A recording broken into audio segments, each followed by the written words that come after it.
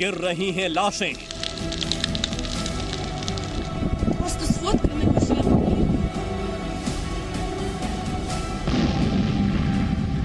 जल रहे हैं शहर।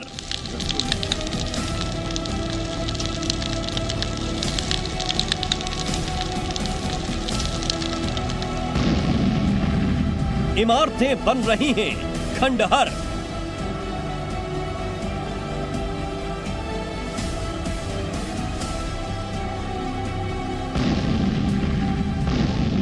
यूक्रेन बन रहा है कब्रिस्तान।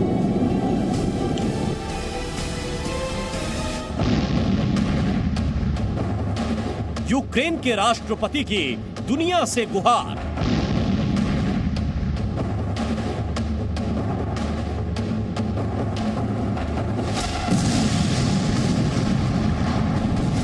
आखिरी बार जिंदा देख रहे हैं मुझे।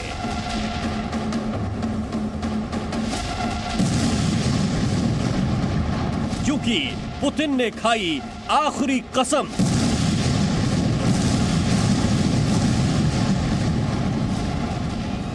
मिटा दूंगा वजूद।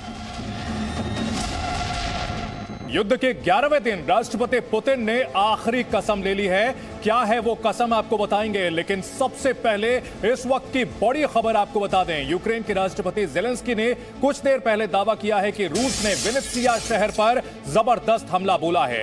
विनित्सिया एयरपोर्ट पर 8 मिसाइलें दागी हैं। जेलेंस्की के मुताबिक हमले की वजह से एयरपोर्ट पूरी तरह तबाह हो गया है। जेलेंस्की ने फिर दुनिया से अपील की है कि पश्चिमी देश यूक्रेन को और फाइटर प्लेन मुहैया कराएं ताकि वो रूस का मुकाबला कर सकें। जेलेंस्की बार बार दुनिया से क्यों मदद मांग रहे हैं, क्यों वो रोज वीडियो मैसेज करके यूरोपीय देशों के जमीर को झकझोर रहे हैं? दरअसल इसके पीछे एक बड़ी वजह है जिसके बारे में हम आपको विस्तार से बताएंगे। राष्ट्रपति पुतिन ने आज सौगंध ले ली है। क्या है वो सौगंध, किसका वजूद मिटाना चाहते हैं पुतिन? इस रिपोर्ट को देखिए, पूरी कहानी आपको समझ में आ जाएगी।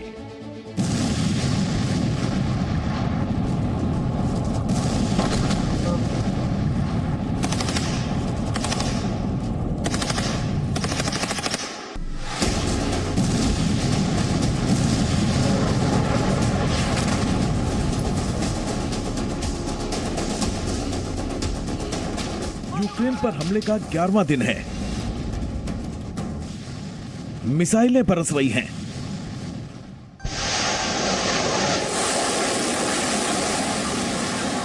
बम गिर रहे हैं। रॉकेट हमले हो रहे हैं।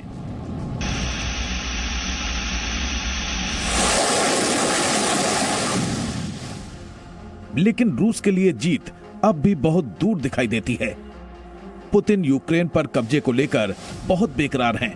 हर गुजरते दिन के साथ पुतिन की बेचैनी बढ़ती जा रही है। लेकिन अब ऐसा लगता है कि पुतिन ने ठान लिया है कि यूक्रेन की इमारतों को कब्रिस्तान बना देंगे।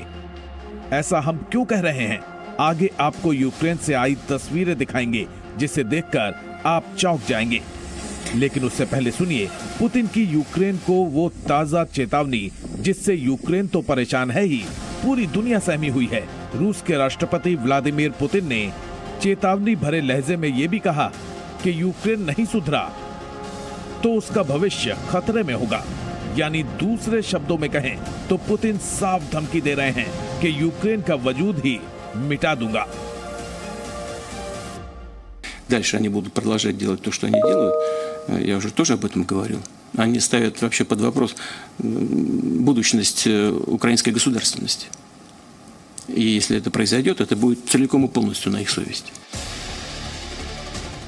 पुतिन की ये कोरी धमकी नहीं है। पुतिन जो कहते हैं वो करते हैं। यकीन ना हो तो यूक्रेन से आई इन तस्वीरों पर नजर डालिए। ये यूक्रेन का शास्तिया शहर है। इस शहर का हाल देखिए, ऐसा लग रहा है जैसे गृह युद्ध से तबाह सीरिया हो। रूस का दावा है कि उसने शास्तिया शहर पर कब्जा कर लिया है। रूस का कहना है कि शास्तिया शहर पर कब्जे के बाद ड्रोन से ली गई ये तस्वीरें हैं। खुद रूस ने ये वीडियो जारी किया है। वीडियो में सिर्फ और सिर्फ बर्बादी के निशान दिखाई दे रहे हैं। रूस ने एक और वीडियो जारी कर खेरसॉन पर कब्जे का दावा किया है। रूस ने खेरसॉन में यूक्रेन के सैन्य अड्डे पर कब्जे का दावा किया है। रूस के रक्षा मंत्रालय के मुताबिक उसने खेरसॉन शहर के बाहरी इलाके में यूक्रेन के मिलिट्री बेस पर पूरी तरह नियंत्रण कर लिया है। रूसी रक्षा मंत्रालय के जारी किए गए वीडियो में रूसी सैनिक यूक्रेन मिलिट्री बेस पर कब्जा करते दिख रहे हैं। रूसी सैनिकों ने यूक्रेन के टैंक, मिसाइल और हथियारों को अपने कब्जे में लिया है। क्यों पुतिन कह रहे हैं कि यूक्रेन का वजूद मिटा दूंगा? इसका एक और सबूत देखिए। यूक्रेन के इरपिन शहर में रूस ने हमला किया। गोलाबारी के बाद रिहायशी इलाकों में आग लग गई। लोग अपनी अपनी जान बचाने के लिए घर बार छोड़कर भागने लगे।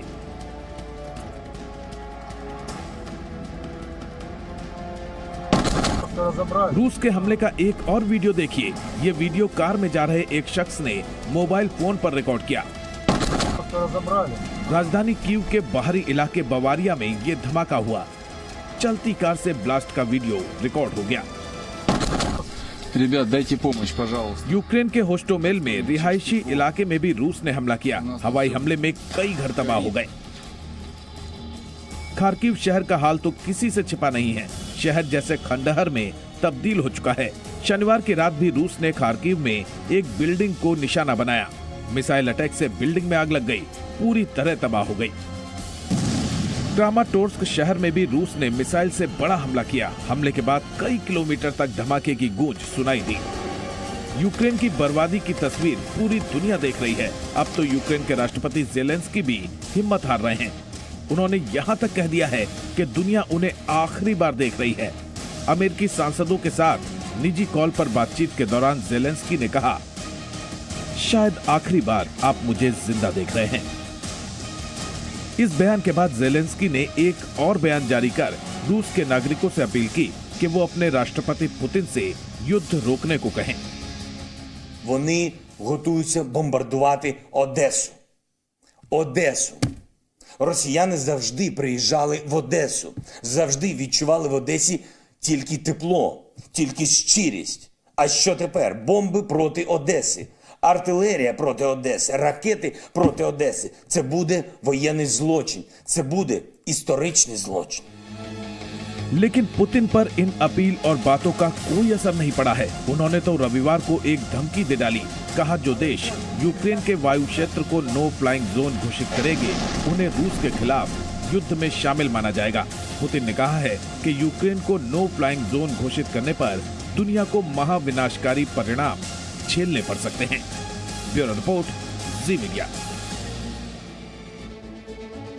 अब आपको बताते हैं कि युद्ध के 11वें दिन रूस ने यूक्रेन के किन किन शहरों पर कब्जे का दावा किया है और कहां कहां हमले जारी हैं। सबसे पहले बात करें अगर शास्तिया की, तो रूस ने शास्तिया पर कब्जे का दावा किया है। वहीं खार्किव की अगर बात की जाए तो रूस ने यहां भी कब्जे का दावा किया है कि खार्किव उसके कब्जे में आ चुका है। इसके अलावा खेरसॉन की अगर बात की जाए तो रूस ने खेरसॉन पर भी कब्जे का दावा किया है। चेर्नोहाइव, रूस ने यहां भी कब्जे का दावा किया है। वहीं काखोवका शहर पर भी रूस ने कब्जे का दावा किया है। वहीं राजधानी कीव को लेकर कब्जे की कोशिशें जारी हैं। वहीं इरपिन शहर पर भी भीषण बमबारी कर रहा है रूस। वहीं मिकोलेव शहर को पहले रूस ने कब्जा कर लिया था, लेकिन यूक्रेन का दावा है कि शहर को कब्जे से छुड़ा लिया गया है। वहीं मारियुपोल में कुछ घंटों के सीज फायर के बाद रूस ने फिर से हमले शुरू कर दिए हैं। वहीं वोल्लोवाखा शहर पर भी सीज फायर के बाद हमले जारी हैं। तो ये वो शहर हैं जिनके ऊपर रूस ने कब्जे का दावा किया हुआ है।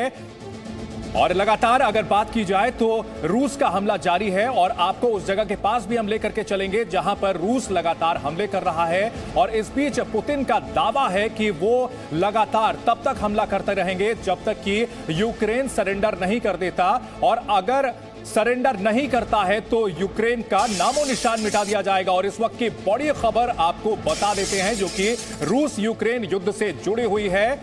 यूक्रेन के मारियुपोल में सीज फायर रुका है। मारियुपोल जहां पर जबरदस्त लड़ाई चल रही है वहां पर सीज फायर रोका गया है। मारियुपोल में सीज फायर का ऐलान किया था कि रूस ने कुछ घंटों के लिए गोलाबारी रोकी थी ताकि लोगों को निकाला जा सके, और मारियुपोल में सीज फायर रुकने की खबर आ रही है। रूस और यूक्रेन के बीच घमासान जारी है और मारियुपोल से इस वक्त की बड़ी खबर आ रही है कि यहां सीज फायर रुका है, लोगों को ना निकालने के लिए यूक्रेन जिम्मेदार है। रूस ने आरोप लगाया है, रूस का यह आरोप है कि यूक्रेन इस सीज फायर का इस्तेमाल अपने फायदे के लिए कर रहा है और रूस ने गोलाबारी रोकी है, लेकिन मारियुपोल में से लोगों को ना निकालने के लिए यूक्रेन जिम्मेदार है। और बड़ी रिपोर्ट आपको दिखाते हैं यूक्रेन के पास कुछ ही किलोमीटर की दूरी पर जहां भीषण युद्ध चल रहा है। जी न्यूज के editor in chief Sudhir Chaudhary इस वक्त यूक्रेन के बॉर्डर के करीब मौजूद हैं। सुधीर चौधरी पोलैंड के उस रेलवे स्टेशन पहुंचे जहां पर यूक्रेन से बड़ी संख्या में शरणार्थी आ रहे हैं। वहां क्या हालात है, देखिए सुधीर चौधरी की exclusive report.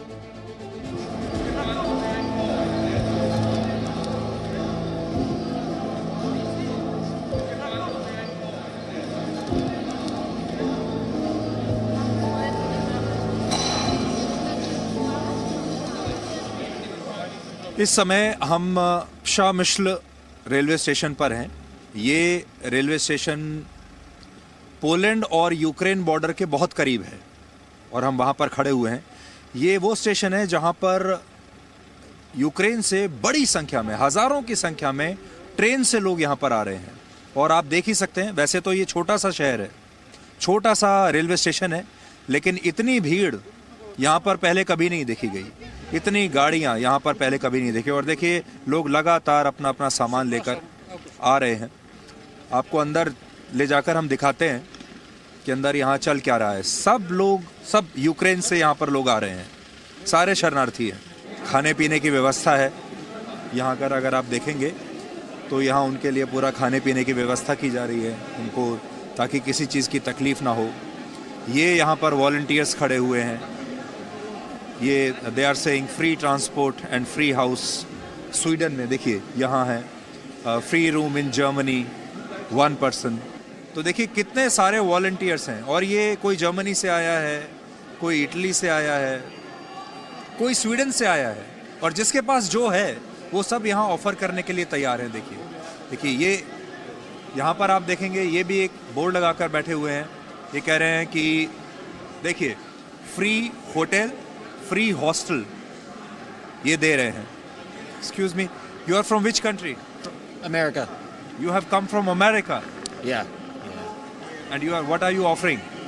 Free hotels in Warsaw and here in town and Rostov as well. So you will be funding it basically. Yes, we're on the ground. Yeah, no Thank problem. you so much. Thank you. देखिए America से आए हैं और कह रहे हैं कि किसी को भी अगर होटल की ज़रूरत है, हॉस्टल की ज़रूरत है, तो मैं यहाँ अमेरिका से अपना काम छोड़कर यहाँ आए हैं और कह रहे हैं कि मैं ये देने के लिए तैयार हूँ। यहाँ ये देखिए रिलीफ मटेरियल है, खाने के लिए पैकेट्स बनाए जा रहे हैं। ये सब वॉलंटियर्स हैं। यहाँ ब्रेड है, खाने पीने की चीज़ें हैं। यहाँ पर भी वॉलंटियर्स हैं, ये इनकी लगातार मदद कर रहे हैं कि इनको क्या करना चाहिए, कहाँ जाना चाहिए। अब देखिए यहाँ जितने भी लोग आए हैं सब अपने अपने घरों को छोड़कर आए हैं, अपनी जड़ों से दूर आए हैं, अपनी मातृभूमि को छोड़कर, अपने घरों को छोड़कर। ज़िंदगी अच्छी भली चल रही थी और आज यहाँ स्टेशन पर हज़ारों लोग खड़े हुए हैं और उन्हें नहीं पता कि अब यहाँ से कहाँ जाना है।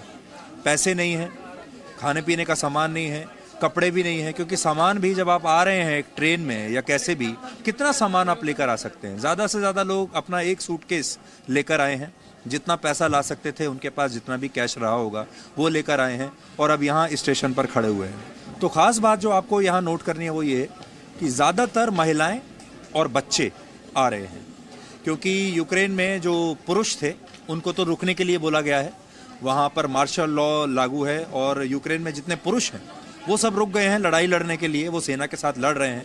यहाँ से भी ऐसा बताया जा रहा है कि पोलैंड में भी जो यूक्रेन के जो पुरुष थे वो वापस सब चले गए हैं, वहाँ पर वो अपनी सेना के साथ लड़ना चाहते हैं। लेकिन परिवार के जो बाकी लोग हैं, यानी जो बूढ़े लोग हैं, महिलाएँ हैं, बच्चे हैं, वो सब भागकर यहाँ आ गए हैं। अब आपको जो ट्रेन आ रही हैं वहाँ आपको लेकर चलते हैं, आइए।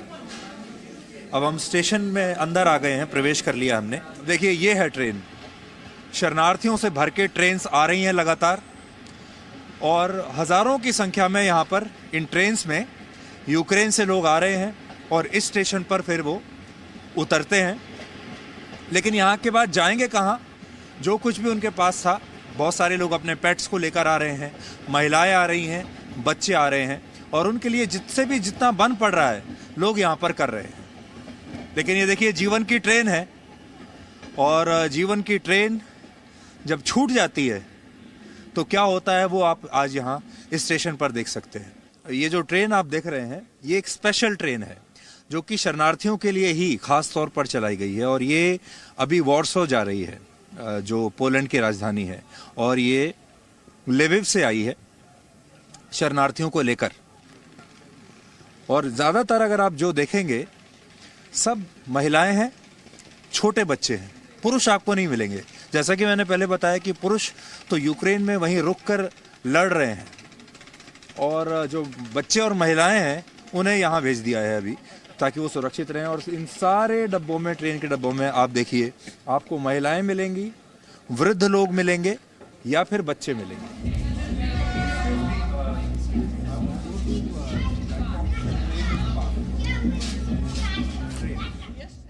अब आपको यूक्रेन पोलैंड बॉर्डर से एक और एक्सक्लूसिव रिपोर्ट दिखाते हैं। जी न्यूज के एक और रिपोर्टर अमित प्रकाश यूक्रेन पोलैंड बॉर्डर पर मौजूद हैं। अमित, यूक्रेन बॉर्डर पर मौजूद रिफ्यूजी कैंप में गए, वहां के लोगों से बात की। अमित, ऐसे कई भारतीयों से मिले जो युद्ध पीड़ितों की मदद कर रहे हैं। यूक्रेन के बॉर्डर से ये एक्सक्लूसिव रिपोर्ट देखिए।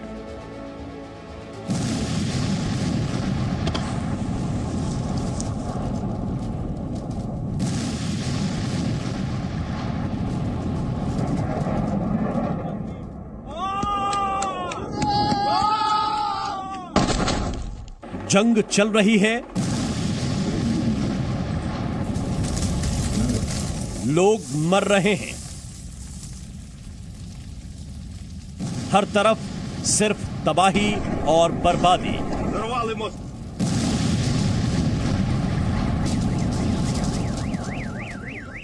लेकिन जंग के बीच भी उम्मीद और आशाएं जिंदा हैं।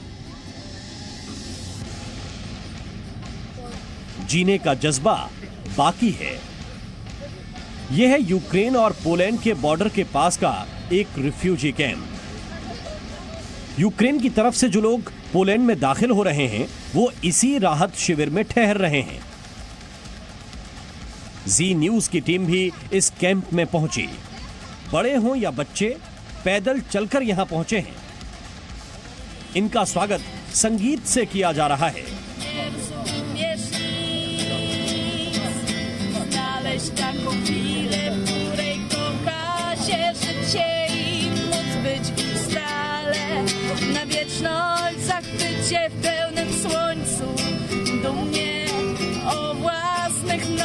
इस राहत शिविर में पोलैंड में रहने वाले भारतीय भी लोगों की मदद करने पहुंचे हैं।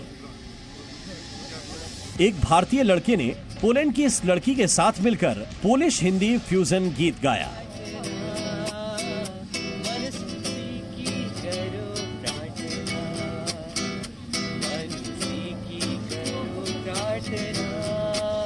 अब इंतजार इस बात का है कि इतने दिनों के तबाही की तस्वीर के बाद, इतने दिनों से बमों की आवाज को सुनने के बाद अब शायद सब कुछ ठीक हो जाए, और इसी की प्रार्थना हर तरफ हो रही है। मुझे इस संगीत की भाषा नहीं पता, मुझे इस गाने की भाषा नहीं पता वो क्या गा रही हैं, लेकिन इतना जरूर है कि ये सुनने के बाद यहाँ आसपास के लोग जो यहाँ पहुंचे हैं सरहद के उस पार से, उन्हें कहीं ना कहीं इस बात का यकीन अब धीरे धीरे होने लगा है कि धीरे धीरे ही सही शायद चीजें ठीक हो जाएं। इसके बाद जी न्यूज की टीम पोलैंड के उस रेलवे स्टेशन पर पहुंची जो यूक्रेन के बॉर्डर से बेहद करीब है। जब यूक्रेन से ट्रेन चलती है तो यही पोलैंड का सबसे बड़ा शमीसल रेलवे स्टेशन पड़ता है।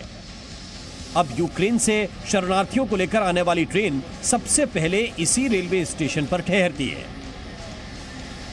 इस रेलवे स्टेशन पर पोलैंड के लोगों की मदद करने पहुंचे हैं। शरणार्थियों से इनका कोई संबंध नहीं, न वो नाम जानते हैं, न धर्म और न ही नागरिकता। इनका मकसद सिर्फ इंसानियत की मदद करना है।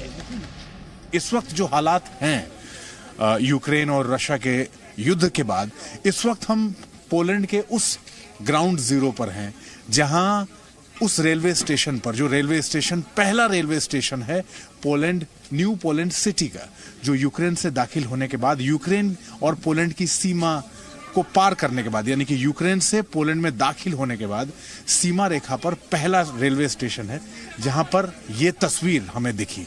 और मैनकाइंड, ह्यूमैनिटी, सोचिए इस वक्त -3, -4 के तापमान के बीच में पोलैंड के लोग अपने अपने घरों से बाहर हैं।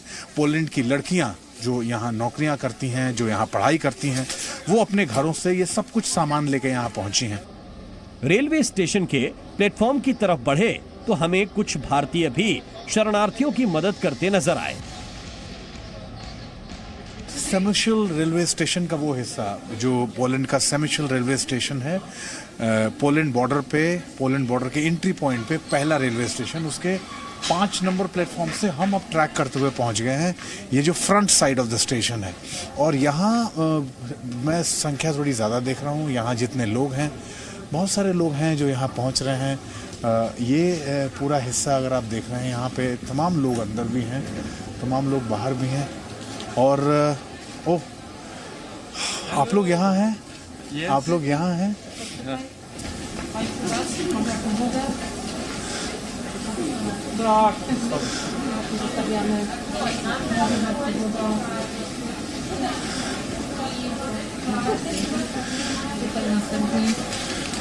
आप लोग यहाँ कैसे पहुँचे? हम हर बॉर्डर पॉइंट पे हैं, सबकी मदद करना चाहते हैं, तो हमारे पास और भी सामान है तो हम डिस्ट्रीब्यूट कर रहे हैं यहाँ पे भी।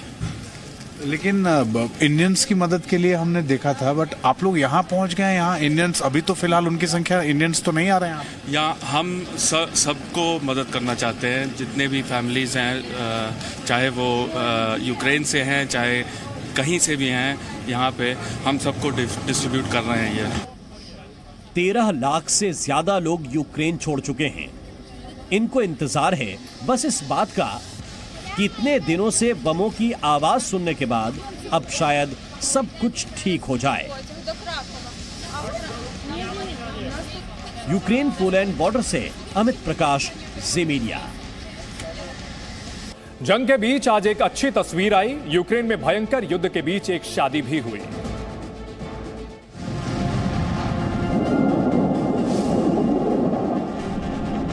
यूक्रेन में एक तरफ जंग चल रही है, बर्बादी हो रही है, तबाही हो रही है, तो दूसरी तरफ नई जिंदगी की शुरुआत हो रही है। जगह एक ही है, यूक्रेन, लेकिन तस्वीर बिल्कुल अलग। बाहर बमबारी हो रही है, रॉकेट मिसाइलें चल रही हैं और अंदर चर्च में शादी हो रही है। जंग के 11वें दिन यूक्रेन से सुकून देने वाली तस्वीर आई। जंग के बीच यूक्रेन के लवीव शहर से शादी की तस्वीरें आई। वोहदन और इरीना शादी के बंधन में बंध गई। भीषण जंग छिड़ी हुई है, लेकिन इसके बावजूद दोनों ने अपनी शादी की तारीख रद्द नहीं की। दोनों को उम्मीद है कि जंग जल्द खत्म होगी और यूक्रेन का भविष्य उज्जवल होगा। Difficult times, but we are optimistic. We are fighting strong, and we will win. We will help with everything we can to fight this invasion, and Ukraine will win. And we didn't cancel our wedding because we hope for a better future, to rebuild our country and to live in happy country with everyone. So we feel very hopeful now. हमले से पहले दोनों की planning रोम में honeymoon मनाने की थी, लेकिन अब दोनों ने तय किया है कि वो लवीव में रहेंगे और युद्ध में पीड़ित लोगों की मदद करेंगे। We didn't have any plans to concrete plans because we hoped we would move somewhere to Rome, maybe to have our vacation. Honeymoon with my wife, but it's impossible now, so we will stay here. We will help with everything we can, and hopefully in next month we will organize something beautiful. वोहदन और Irina की तरह दुनिया को भी उम्मीद है कि तबाही का तांडव खत्म होगा। नई सुबह होगी जहां बम बारूद की बदबू और धमाकों की आवाज नहीं, खुशियां होगी, उम्मीद होगी, सपने होंगे। ब्यूरो रिपोर्ट, जी मीडिया। यूक्रेन के राष्ट्रपति जेलेंस्की को अपनी मौत का डर सता रहा है। यूक्रेन को अपने वजूद का खतरा मंडराता हुआ लग रहा है, लेकिन अमेरिका और नेटो देश भी यूक्रेन को तबाही से बचा नहीं पा रहे हैं। ऐसे में यूक्रेन को भारत की याद आई है। यूक्रेन ने प्रधानमंत्री मोदी से अपील की है कि वो रूस के राष्ट्रपति पुतिन से बात कर युद्ध रोकने के लिए कहें। यूक्रेन की गुहार, पुतिन से बचा लो मोदी जी।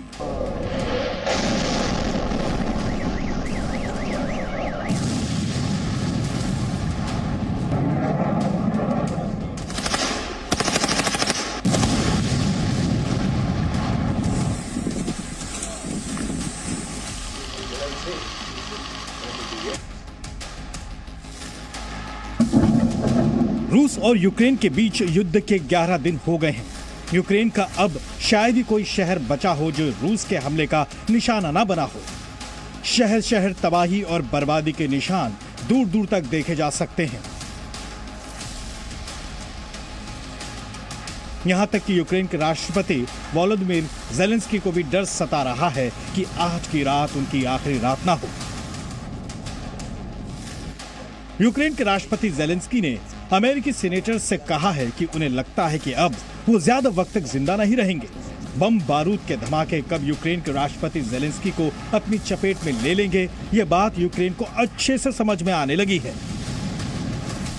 इसलिए यूक्रेन ने पुतिन के कहर से बचाने के लिए भारत के प्रधानमंत्री नरेंद्र मोदी से गुहार लगाई है। रूस के ताबड़तोड़ हमले में यूक्रेन की आत्मा तक कांपी है।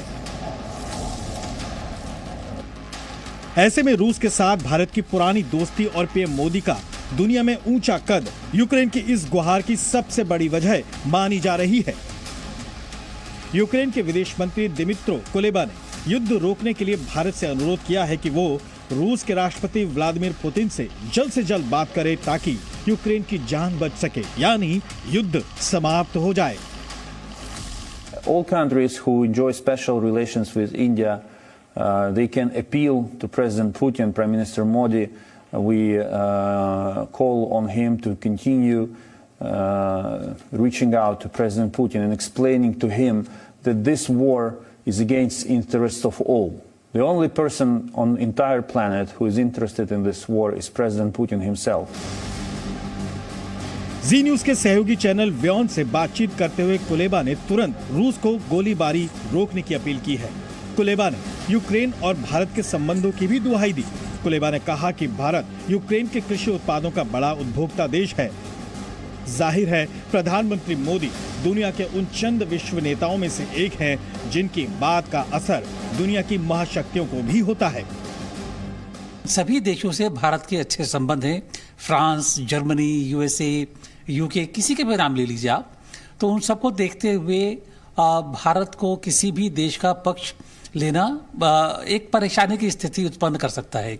युद्ध खत्म होना चाहिए, बातचीत होनी चाहिए, कूटनीतिक तरीके से बातचीत हो, ये युद्ध खत्म हो, ये बिल्कुल सही एक तरह से हमारा निर्णय है। यूक्रेन का यह बयान ऐसे वक्त पर आया है जब भारत अपने नागरिकों को युद्ध मैदान के बॉर्डरों से सही सलामत भारत लाने में जुटा है, जबकि रूस लगातार यूक्रेन के सैन्य ठिकानों समेत चप्पे चप्पे को बारूद के धुएं में उड़ा रहा है। रूस के राष्ट्रपति पुतिन यूक्रेन से इतने गुस्से में है कि अगर यूक्रेन ने खुद से पीछे कदम नहीं हटाए तो उसका वजूद ही खत्म हो जाएगा। А там из-за океана еще и помогут это сделать. А потом скажут, что мы ядерного статуса не признаем, это сделали сами, поставят эти комплексы под контроль. И с этой секунды, вот с этой самой секунды, судьба России будет совсем иной. ऐसा नहीं है कि घबराया हुआ यूक्रेन भारत से पहली बार ऐसी गुहार लगा रहा है। इससे पहले भी यूक्रेन के भारत में राजदूत पीएम मोदी से मदद की गुहार लगाते रहे हैं। I don't know how many world leaders Putin may listen to, but the status of Modi ji makes me hopeful that in case of his strong voice, Putin at least should think over. प्रधानमंत्री मोदी खुद भी दुनिया को ये संदेश देते रहे हैं कि किसी भी मसले का हल युद्ध से नहीं, बातचीत से होना चाहिए। दूसरी ओर रूस और यूक्रेन के राष्ट्रपतियों से भारत पहले से ही संपर्क में है और बातचीत करने की सलाह दोनों देशों को दे चुका है। यही नहीं, संयुक्त राष्ट्र में भी भारत हर बार रूस के खिलाफ वोटिंग से दूरी बनाए हुए है। दूसरी ओर भारत यूक्रेन में फंसे अपने नागरिकों को जंग के बीच से सुरक्षित लाने का प्रण लिए हुए है। ब्यूरो रिपोर्ट, जी मीडिया।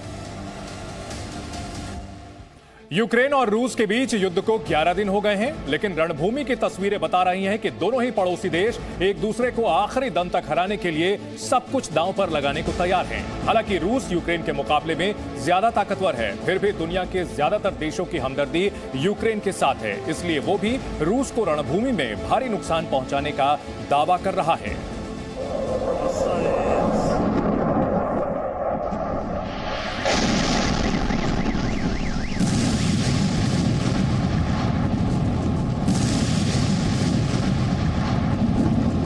रूस के धमाकों ने मचाया हाहाकार।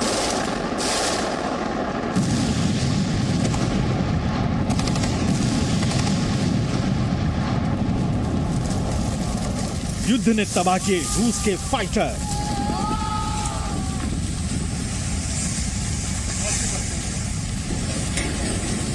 रूस ने उजाड़े शहर के शहर।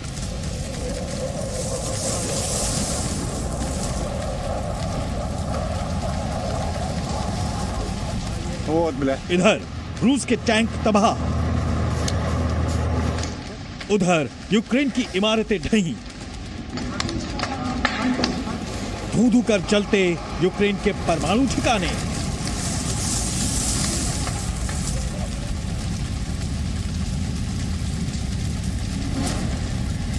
रूस वर्सेस यूक्रेन, कौन किस पर भारी? महाविनाश की ये तस्वीरें पिछले 11 दिनों से लगातार ऐसे ही देखी जा रही हैं। रूस यूक्रेन को मिट्टी में मिलाने के लिए कोई कोर कसर नहीं छोड़ना चाहता, जबकि यूक्रेन भी रूस को युद्ध के मैदान में पस्त करने के बड़े बड़े दावे कर रहा है। रूस ने यूक्रेन के कई शहरों को तबाह कर दिया है और अपने कब्जे में ले लिया है। वहीं यूक्रेन लगातार दावा कर रहा है कि वो रूस पर भारी पड़ रहा है।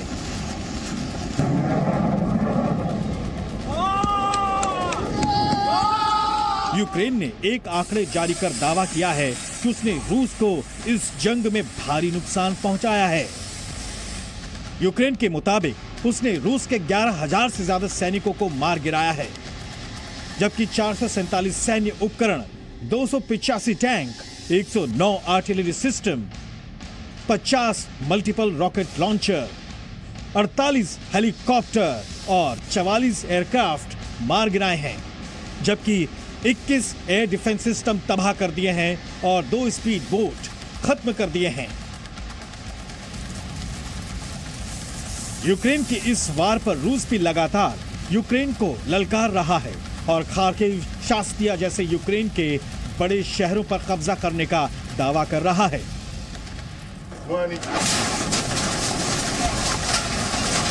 खास बात यह है कि दोनों ही पड़ोसी देशों के दावे इशारा कर रहे हैं कि ये युद्ध अभी थमने वाला नहीं है, क्योंकि यूक्रेन पीछे हटने को तैयार नहीं और रूस के राष्ट्रपति व्लादिमीर पुतिन यूक्रेन के राष्ट्रपति ज़ेलेंस्की को किसी भी कीमत पर घुटने के बल लाना चाहते हैं।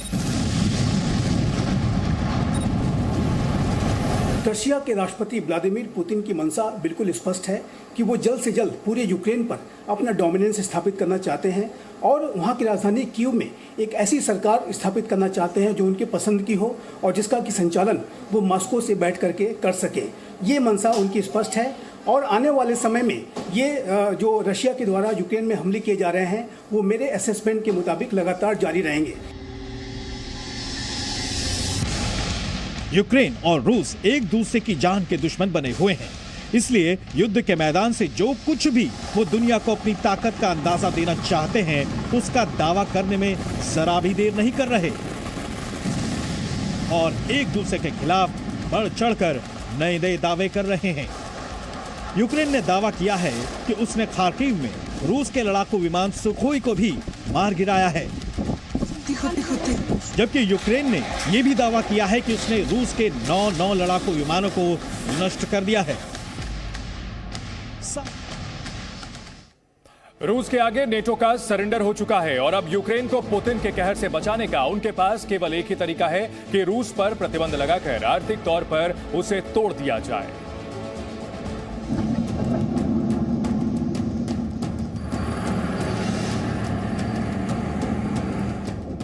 रूस की सेना 11 दिन में यूक्रेन को पूरी तरह बेशक नहीं जीत पाई, लेकिन इन 11 दिनों में पुतिन ने अमेरिका और उसके सहयोगी देशों का गुरूर तोड़ दिया है। अपनी सैन्य ताकत के लिए मशहूर नेटो के पास रूस के हथियारों का कोई जवाब नहीं है। उनके पास यूक्रेन से हमदर्दी जताने के लिए सिर्फ एक हथियार है और वो है रूस पर आर्थिक प्रतिबंधों का। With the US and the European Union, we've brought in the biggest package of global sanctions ever imposed on Russia, and we will go further unless and until this aggression stops. The world is turning its back on Putin and his regime. Global corporations are severing ties with Russia, participation in sporting events is being cancelled, and nation after nation is taking a stand.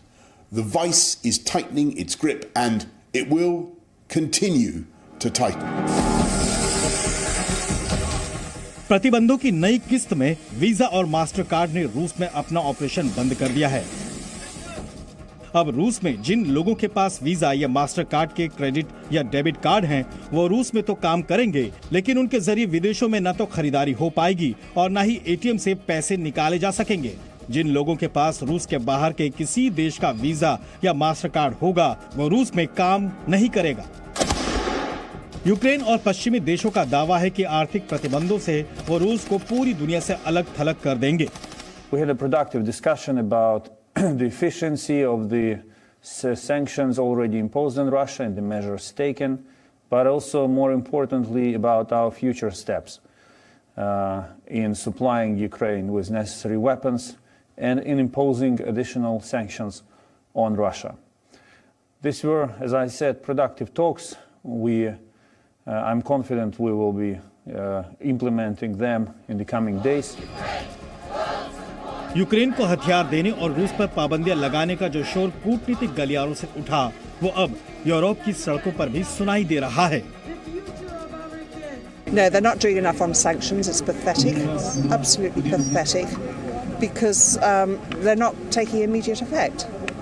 They need to seize these assets immediately, and I'd like to see the proceeds of these assets actually going into a fund which will then be used to rebuild Ukraine. America और Europe के देशों ने रूस पर प्रतिबंध के नाम पर अब तक तकनीकी संबंध तोड़े हैं। रूस के बैंकों की संपत्तियां जब्त की हैं और रूस के कुछ असरदार उद्योगपतियों की विदेशों में संपत्तियां भी जब्त की जा रही हैं, जिनसे पुतिन बेअसर हैं। इन प्रतिबंधों की मार रूस की सरकार से ज्यादा वहां के आम नागरिकों पर पड़ी है। वहां जरूरी सामान की किल्लत शुरू हो गई है। रूस के जो लोग युद्ध शुरू होने से पहले घूमने फिरने निकले थे, वो अब घर लौटने के लिए परेशान हैं, क्योंकि बहुत से देशों ने रूस के विमानों को अपनी वायु सीमा में घुसने से रोक दिया है। We bought a tour for 11 days, but about news in world with Russia and Ukraine conflict, Pegasus is tour operation. Says that we must return to home after 9 days, not 11. So 2 days we lost. Ukraine को Putin के क्रोध से बचाने के लिए Israel की entry हो चुकी है। एक दिन पहले इजराइल के प्रधानमंत्री नेफ्ताली बेनेट ने मॉस्को में राष्ट्रपति पुतिन के साथ 3 घंटे तक बात की। इस बातचीत से युद्ध विराम का रास्ता खुलेगा या नहीं, इसके बारे में इजराइल के प्रधानमंत्री ने चुप्पी साध ली है। мирное население, маленькие. Shit! Shit!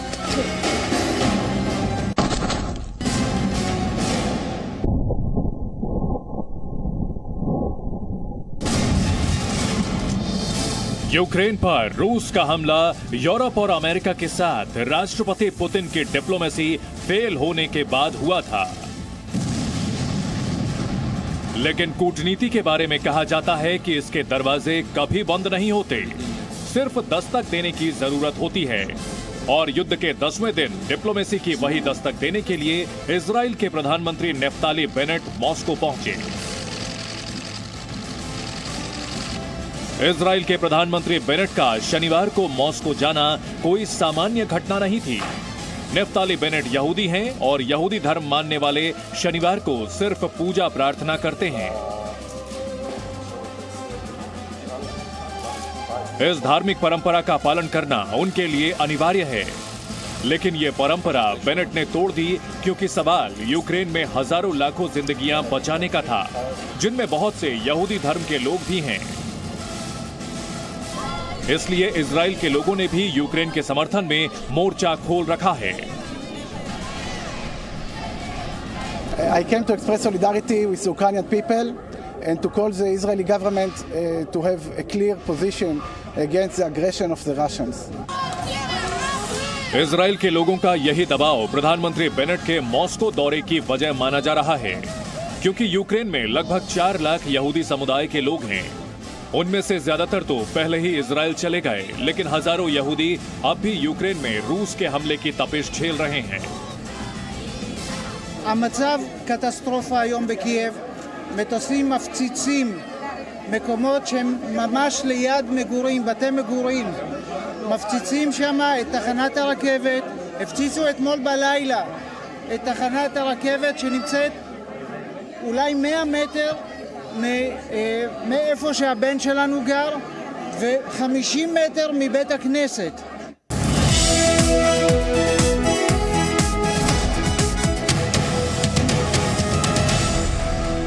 Presenting B News app, available on Google Play and App Store. Download it now.